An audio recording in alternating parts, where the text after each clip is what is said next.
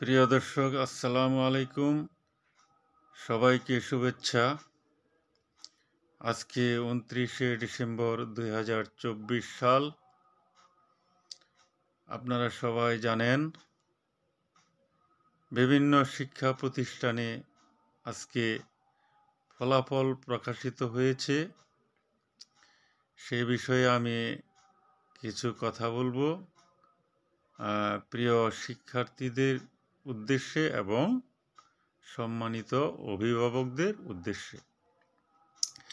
ইংরেজিতে একটি প্রবাদ রয়েছে, as you sow so you reap, অর্থাৎ যেমন কর্ম তেমন ফল।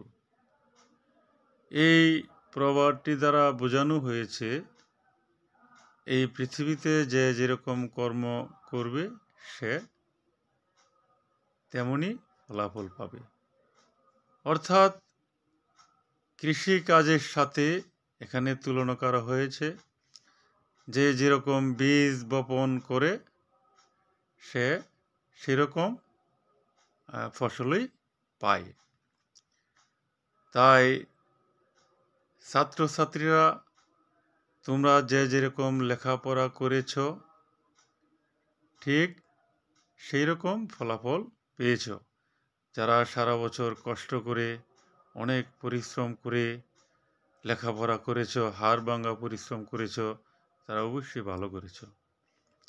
আর যারা ধৈর্য ধরে লেখাপড়া করতে পারো নাই, তারা অবশ্যই খারাপ করেছ। এটি স্বাভাবিক। যারা বেশি পরিশ্রম করবে তারা ভালো ফলাফল করবে। এটা আরেকটা প্রবাদ এরকম আছে, বৃক্ষ তোমার নাম ফলে পরিচয়। অর্থাৎ তুমি হলে ছাত্র আর তোমার পরিচয়টা হলো লেখাপড়া দিয়ে।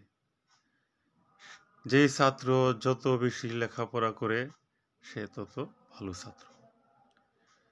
তো যাই হোক, আমার কথা হলো, যারা ভালো পড়াশোনা করেছো ভালো করেছো, যারা করোনায় খারাপ করেছো, কিন্তু একটা কথা ভুলে গেলে চলবে না, যে যারা খারাপ করেছ তাদেরকে কি করতে হবে, সামনে যাতে আরো ভালো করতে পারো সেই জন্য চেষ্টা করতে হবে। হতাশ হলে চলবে না।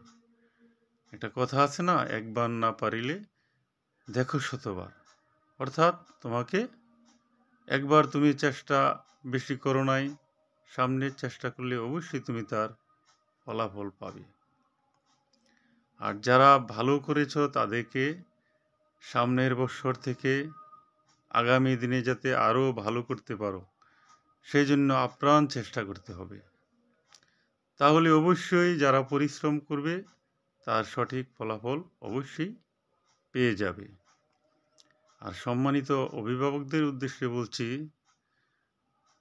যে কোনো কারণে হোক, আপনার অবহেলা, আপনার সন্তানের অবহেলা, বিভিন্ন কারণে যদি খারাপ করে থাকেন আপনার ছেলে মেয়ে, তাকে নিরুৎসাহিত না করে, তাকে গালমন্দ না করে, তাকে আবার উৎসাহ দিন, তাকে সহযোগিতা করুন।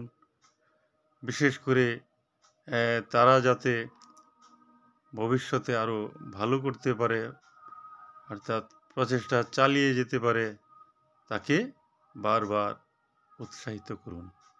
কারণ আপনি যদি তাকে, আপনার ছেলে মেয়েকে নিরুৎসাহিত করেন তাহলে হয়তো সে আরও খারাপ করতে পারে। সেই জন্য সবাইকে সামনে যাতে আরও অধিক ভালো করতে পারে, খারাপেরা ভালো করতে পারে, ভালোরা আরও ভালো করতে পারে, সেই প্রচেষ্টা অবশ্যই চালিয়ে যেতে হবে। নতুন বৎসর সবার যাতে সুন্দরভাবে জীবন পরিচালনা করতে পারে, সবাই যাতে সামনে এগিয়ে যেতে পারে, সেই শুভকামনা করছি। সবাইকে আগত সামনে নিকটবর্তী যে 25 সালের শুভেচ্ছা জানিয়ে সবাই এগিয়ে যাবে সামনের দিকে, এই আশা রেখে আমি সকলের মঙ্গল কামনা করে আজকের জন্য শেষ করছি। আবার দেখা হবে। খুদা হাফিজ।